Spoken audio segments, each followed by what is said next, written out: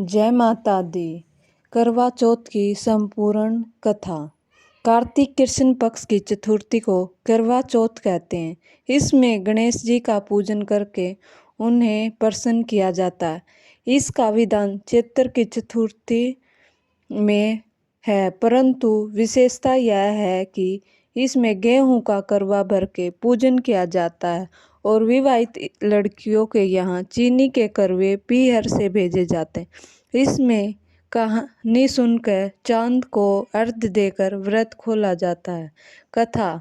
साहूकार के 7 लड़के और 2 लड़की थी। सेठानी सहित उसकी बहुओं और बेटी ने करवा चौथ का व्रत रखा था। रात्रि को साहूकार के लड़के भोजन करने लगे तो उन्होंने अपनी बहन के भोजन के लिए कहा। इस पर बहन ने उत्तर दिया, भाई अभी चांद नहीं निकला है, उसके निकलने पर अर्घ्य देकर भोजन करूंगी। बहन की बात सुनकर भाइयों ने क्या काम किया कि बाहर जाकर अग्नि जला दी और छलनी लाकर उसमें प्रकाश दिखाते हुए उन्होंने बहन से कहा, बहन चांद निकल आया है, अर्घ्य देकर भोजन खा लो।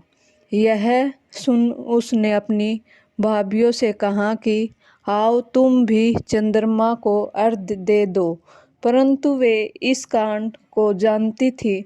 उन्होंने कहा, भाई जी अभी चांद नहीं निकला, तेरे भाई तेरे से धोखा करके अग्नि का प्रकाश छलनी से दिखा रहे हैं। भाभियों की बात सुनकर उसने कुछ ध्यान न दिया, भाभियों द्वारा दिखाए प्रकाश को ही अर्घ्य देकर भोजन कर लिया। इस प्रकार व्रत भंग करने से गणेश जी उस पर अप्रसन्न हो गए। इसके बाद उसका पति सख्त बीमार हो गया और कुछ घर में था उसकी बीमारी में लग गया। जब उसे अपने किए हुए दोषों का पता लगा तो उसने पश्चाताप किया। गणेश जी से प्रार्थना करते हुए विधि से पुण्य चतुर्थी का व्रत करना आरंभ कर दिया और श्रद्धा अनुसार सबका आदर करते हुए इस प्रकार सबसे आशीर्वाद ग्रहण करने में ही मन को लगा दिया। इस प्रकार उसके श्रद्धा भक्ति सहित कर्म को देखकर भगवान गणेश उस पर प्रसन्न हो गए और उसके पति को जीवन दान देकर आरोग्य करने के पश्चात धन संपत्ति से युक्त कर दिया। इस प्रकार जो कोई छल कपट को त्याग कर श्रद्धा भक्ति से चतुर्थी का व्रत करेंगे वे सब प्रकार से सुखी होते हुए कलेशों से मुक्त हो जाएंगे। गणेश जी विनायक जी की कहानी। एक अंधी बुढ़िया थी जिसका एक लड़का और लड़के की बहू थी। वो बहुत गरीब था। वह अंधी बुढ़िया नित्य प्रति गणेश जी की पूजा किया करती थी। गणेश जी साक्षात सन्मुख आकर कहते थे कि बुढ़िया माई तू जो चाहे सो मांग ले। बुढ़िया कहती, मुझे मांगना नहीं आता, सो कैसे क्या मांगू।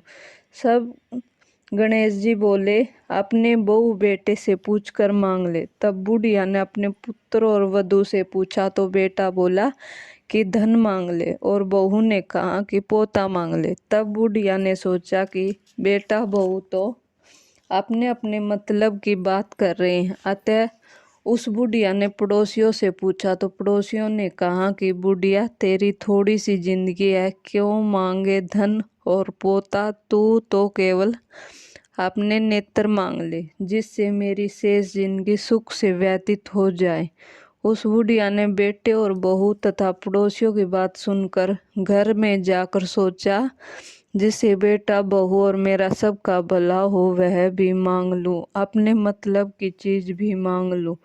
जब दूसरे दिन श्री गणेश जी आए और बोले, बोल बुढ़िया क्या मांगती है, हमारा वचन है जो तू मांगेगी सो ही पाएगी। गणेश जी के वचन सुनकर बुढ़िया बोली, हे गणराज, यदि आप मुझ पर प्रसन्न है तो मुझे 9 करोड़ की माया दे, निरोगी काया दे, अमर सुहाग दे, आंखों में प्रकाश दे, नाती पोता दे और समस्त परिवार को सुख दे और अंत में मोक्ष दे। बुढ़िया की बात सुनकर गणेश जी बोले, बुढ़िया माँ तूने मुझे ठग लिया। खैर जो कुछ तूने मांग लिया वह सभी तुझे मिलेगा। यूं कहकर गणेश जी अंतर ध्यान हो गए। हे गणेश जी, जैसे बुढ़िया माँ की मांग अनुसार आपने सब कुछ दे दिया, वैसे ही सबको देना और हम सबको भी देने की कृपया करना। इस वीडियो को लाइक व सब्सक्राइब जरूर करें।